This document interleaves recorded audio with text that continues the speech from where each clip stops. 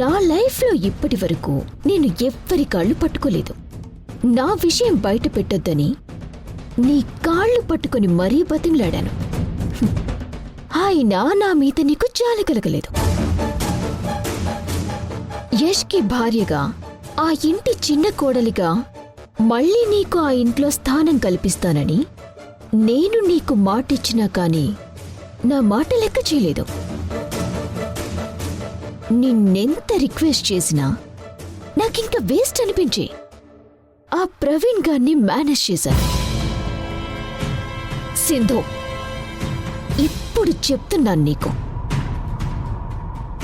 ఇప్పటి వరకు నా జీవితంలో నాకంటూ ఎవ్వరూ శత్రువులని వాళ్లే లేరు. ఫర్ ది ఫస్ట్ టైం నా శత్రువు స్థానంలోకి నువ్వొచ్చావు.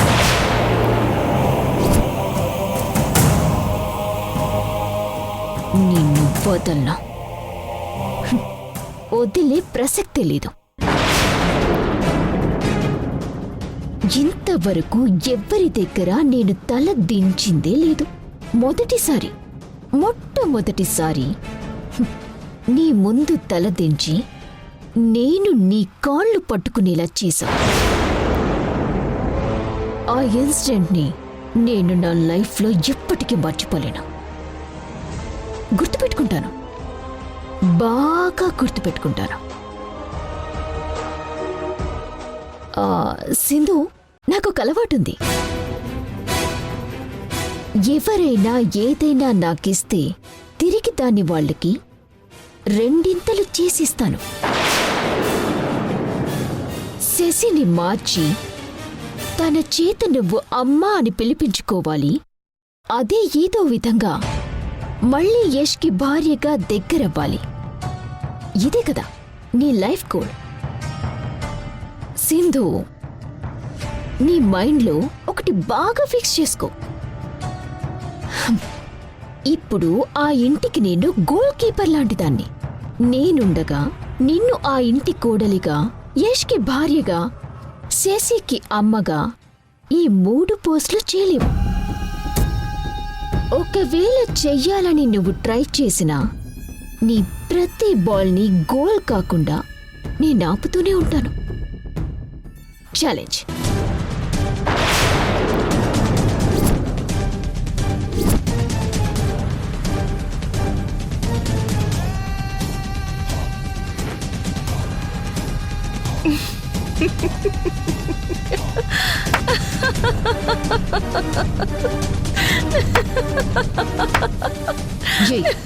ఎందుకు నవ్వుతున్నావు?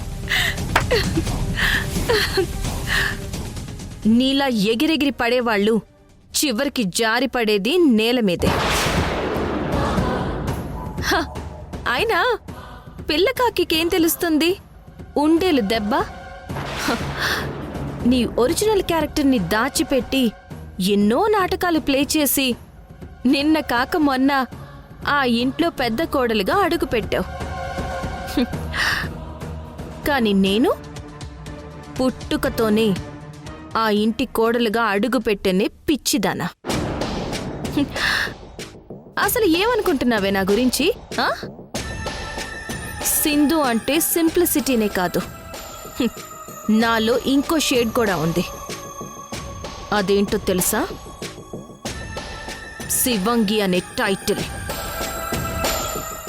తేడా వస్తే చీరేస్తాను.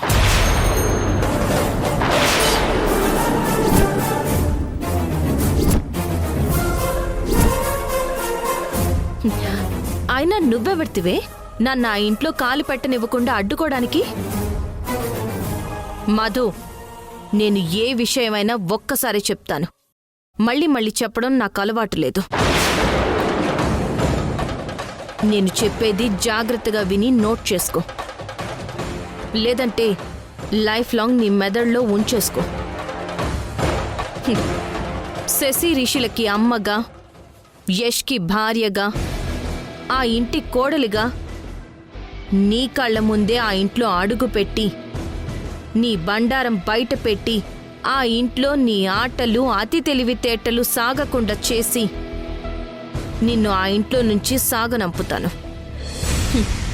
నీ ఛాలెంజ్కి ఇదే నా ఛాలెంజ్.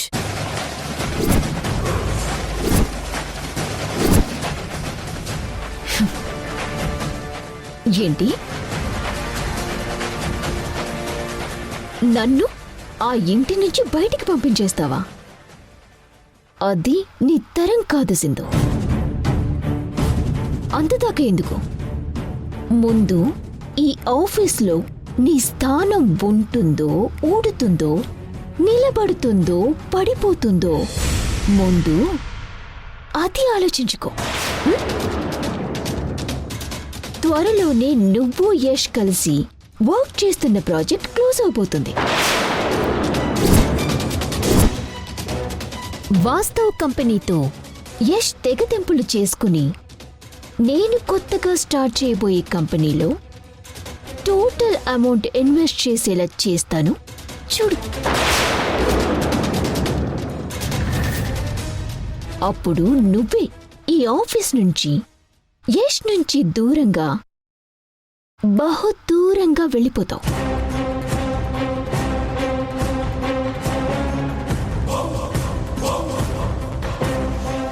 చూడు సింధు, నేనొకరిని టార్గెట్ చేశానంటే వాళ్ళు పతనావస్థకి చేరే వరకు అస్సలు టాలరేట్ చేయను. ఇంతకు ముందు నీది అనుకున్న ఈ సీట్ ఇప్పుడు నాది. ఒకప్పుడు కోడలిగా ఆ ఇంట్లో నీకున్న అగ్రస్థానం కూడా ఇప్పుడు నాది. దేనికోసమే సింధు ఆ ప్రవీణ్ గాన్ని తీసి పక్కన పెట్టి తేజని పట్టాను.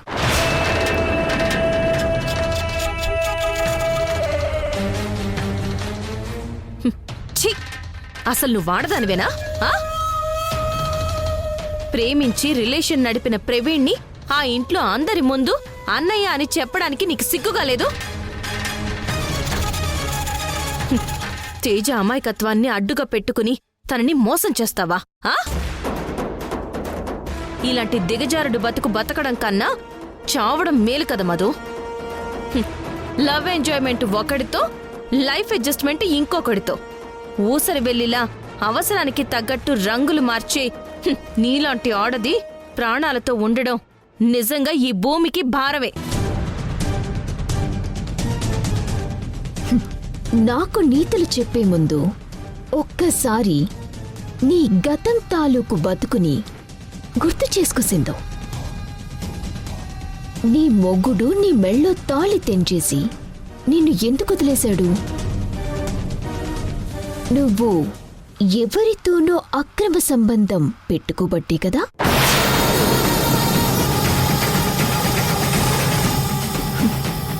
పతితవయుండి నా ముందు పతివ్రతలా మాట్లాడతావా? నువ్వెంత, నీ బతుకెంత? మధు, నిన్ను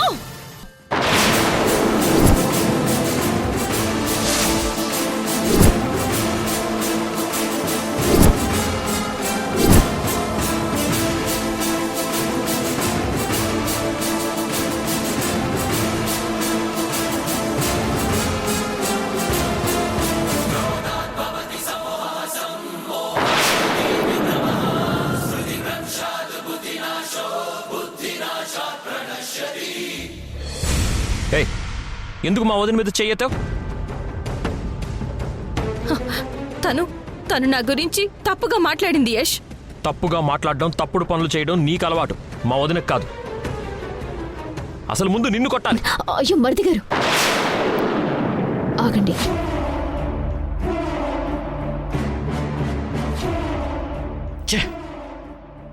తనేదో తొందరపడిందని మీరు కూడా తొందరపడితే ఇలా? తన సీట్లో నేను కూర్చున్నానన్నా అక్కసుని మనసులో పెట్టుకుని నా క్యారెక్టర్ని అందరి ముందు బ్యాడ్గా క్రియేట్ చేయాలని చూస్తోంది. వదిలేయండి మరిది గారు. ఎవరి పాపాన వాళ్ళే పోతారు. ఇది నా ఆఫీస్, అంటే మా వదిన ఆఫీస్ కూడా. తనకి ఇష్టం వచ్చిన చోట కూర్చునే అధికారం తనకుంది. నిన్న కార్తీక పౌర్ణమి ఫంక్షన్లో నువ్వు మా ఇంట్లో మా వదిన గురించి చేసిన రచ్చ, నీ ప్రవర్తన చూశాక నువ్వు ఎంత ఈగో పెంచుకున్నావో నాకు అర్థమవుతుంది. మా వదిన అమాయకురాలు. తనంటే నీకెందుకు సింధు అంత కోపం, అసూయ?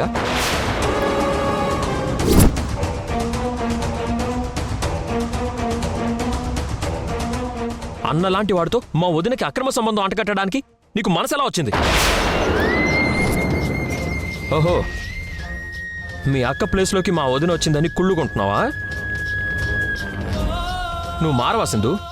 ఎప్పటికీ ఇలాగే ఉంటావా? మా వదినకి ఈ క్యాబిన్ నచ్చింది. నేను తనని ఈ సీట్లో కూర్చోమన్నాను. నువ్వు వెళ్ళి వేరే క్యాబిన్లో కూర్చో.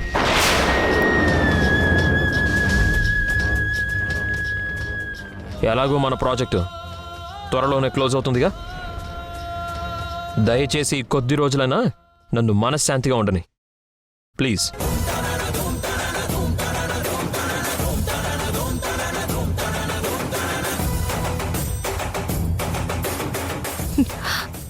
మారాల్సింది నేను కాదు యష్, నువ్వు మీ అమ్మ. మంచేదో చెడేదో తెలుసుకోకుండా మంచిని వంచిస్తూ చెడుని చేరదీస్తున్నారు. అది మీ బలహీనత.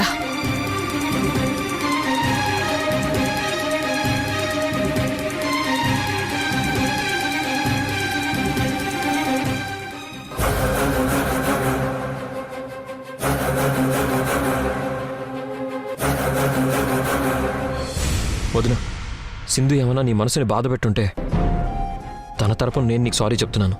అయ్యో, ఏంటి మరిది గారు ఇది? సింధు తప్పు చేస్తే మీరు నాకు సారీ చెప్పడం ఏంటి? సింధు మనస్తత్వం అంత మంచిది కాదు. కాదు కనుకనే మీరు దూరం పెట్టారు. తనకి మీరు ఎంత దూరంగా ఉంటే మీకంత మంచిది. అర్థం చేసుకోండి.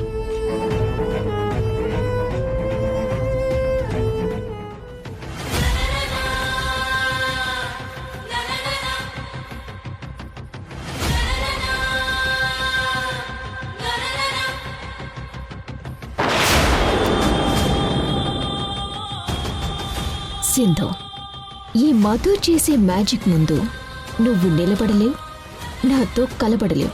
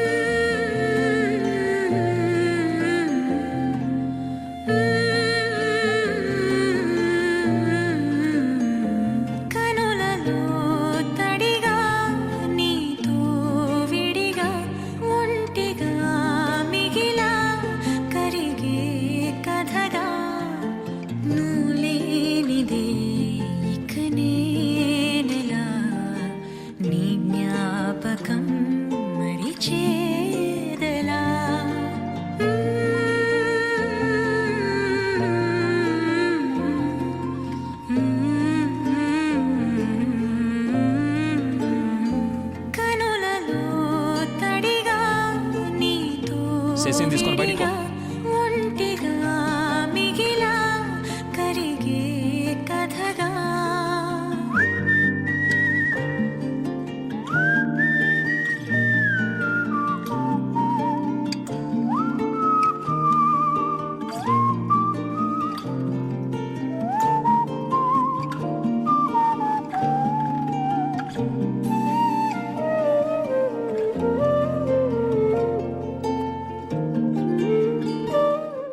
ఎలాగో మన ప్రాజెక్టు త్వరలోనే క్లోజ్ అవుతుందిగా. దయచేసి కొద్ది రోజులైనా నన్ను మనశ్శాంతిగా ఉండని. ప్రాజెక్ట్ క్లోజ్ అవ్వడం ఏంటి?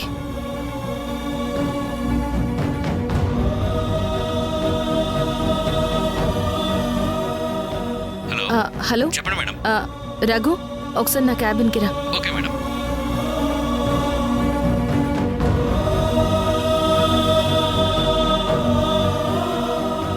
Madam, Raghu, total project update ఏంటి? వైరింగ్ అంతా ఫినిష్ అయిపోయిందా? ఇంకా 4 months వరకు అవ్వదన్నారు కదా. యష్ సార్ వాళ్ళని రిక్వెస్ట్ చేసి 2 months బ్యాకే వర్క్ స్టార్ట్ చేయమని చెప్పారు మేడం. ఆ వర్క్ అంతా ఆల్మోస్ట్ ఫినిష్ అయిపోయింది మేడం. పెయింటింగ్స్ ఎలాగూ మీరు ఇంకో 2 daysలో ఫినిష్ అయిపోవాలని చెప్పారు కదా మేడం. టోటల్గా ప్రాజెక్ట్ మొత్తం సునంద మేడంకి హ్యాండ్ ఓవర్ చేయడానికి మొత్తం రెడీ అయిపోయినట్టే మేడం. యష్ వర్క్ అంతా చాలా అడ్వాన్స్గా కంప్లీట్ చేయించాడు అంటే నిజంగానే ప్రాజెక్ట్ ఫినిష్ అయిపోతుందన్నమాట. ఓకే రఘు, నువ్వు వెళ్ళొచ్చు. సో మధు చెప్పినట్టు ఈ ప్రాజెక్ట్ క్లోజ్ అయితే వచ్చే ప్రాఫిట్ అంతా మధు స్టార్ట్ చేయబోయే కొత్త ప్రాజెక్ట్లో ఇన్వెస్ట్ చేస్తాడు. అదే జరిగితే ఆ జిత్తుల మారి మధు యష్ డబ్బు ప్రాపర్టీ అంతా తన గ్రిప్లో పెట్టుకుంటుంది. దాన్ని ఆపాలి. వెంటనే వెళ్ళి యష్తో మాట్లాడాలి.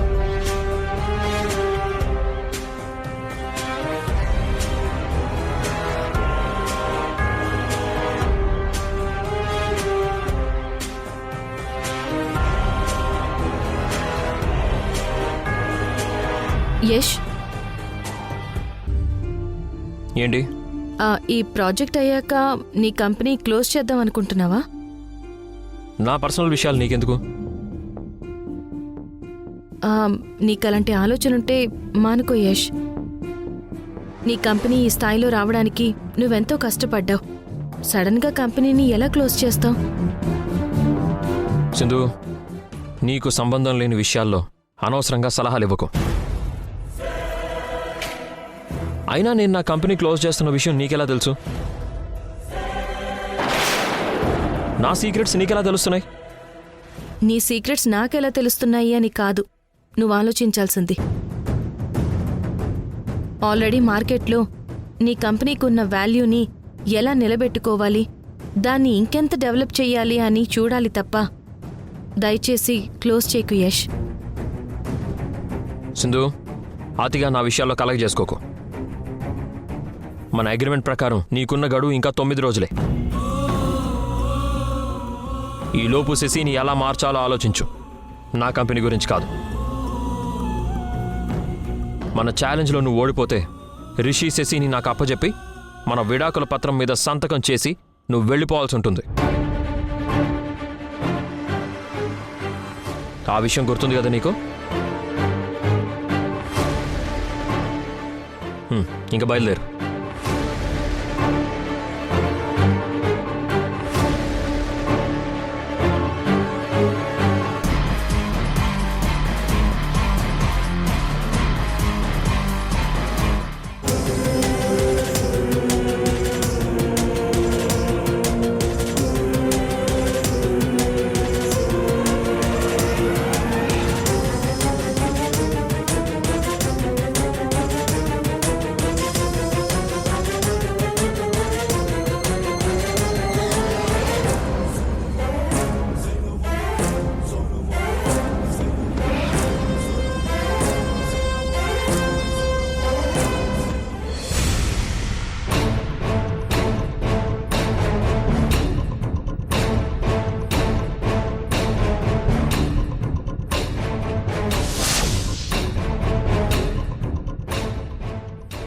అమ్మా చెల్లి,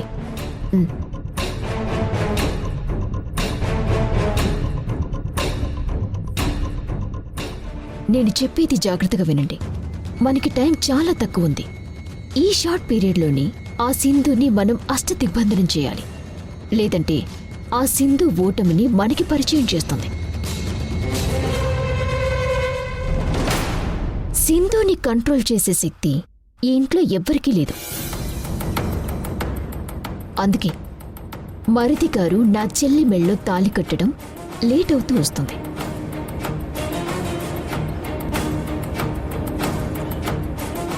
సంధ్య యష్ల పెళ్లి జరగాలి అంటే ముందు ఆ సింధుని అడ్డు తొలగించాలి. కరెక్ట్గా చెప్పుండవు మధు. ఆ పని ఎప్పుడో జరుగుంటే ఈ పాటికి నీ లెక్కనే మా అమ్మ కూడా ఈ ఇంటికి చిన్న కోడలుగా సెటిల్ అయిపోయి ఉండేది. అవునక్క, ఆ సింధుని ఆపాలని మేము ఎన్ని ప్లాన్లు వేసినా అన్ని బెడుచుకుంటుండాయి. సింధు వేసే ఎత్తుల ముందు మీ పాచికలు పారవు చెల్లి. సింధు మహా తెలివి కలది. తనది మాస్టర్ బ్రెయిన్. ఈ ఇంట్లో అందరి ముందు నా క్యారెక్టర్ని బ్యాడ్ చేయాలని నిన్న ఎంత దుర్మార్గంగా ప్రవర్తించిందో మీరే చూశారు కదా.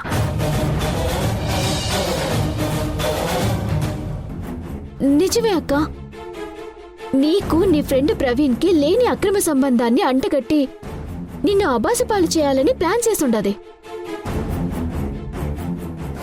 ఈ ఇంటి పెద్ద కోడలుగా నీకు దక్కిన అదృష్టం చూసి ఆ సింధు కుళ్ళుకుంటుంది మధు.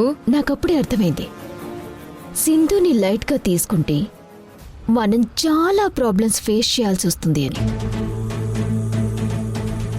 అందుకే తనతో ఫైట్ చేయటానికి ప్రిపేర్ అయ్యాను. సింధుని కొట్టాలి అంటే చాలా హోంవర్క్ చేయాలి మనం. అందులో ఫస్ట్ వన్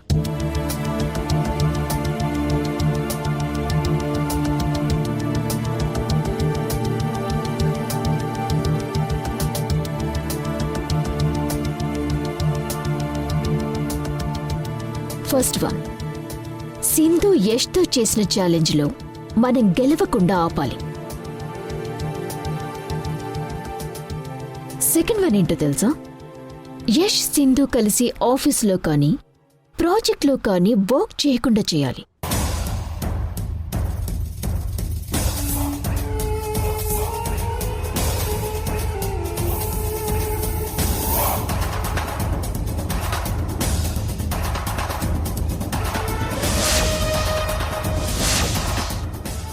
ఈ సెకండ్ పాయింట్ నాకు వదిలేయండి. బిజినెస్ పరంగా వాళ్ళని ఎలా విభజించాలో నేను చూసుకుంటాను. నేను కంపెనీ స్టార్ట్ చేస్తే అది ఆఫీస్ నుంచి ఆటోమేటిక్గా అవుట్ అయిపోతుంది. బట్ మనకి ఫస్ట్ వన్ని కొంచెం క్రిటికల్. శశిని సింధు మార్చకూడదు.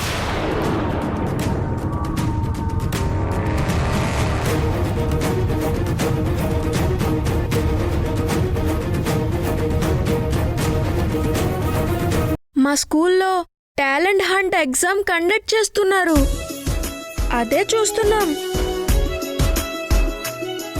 నానా, శశి కూడా టాలెంట్ హంట్ టెస్ట్ రాయడానికి పేరిచ్చింది.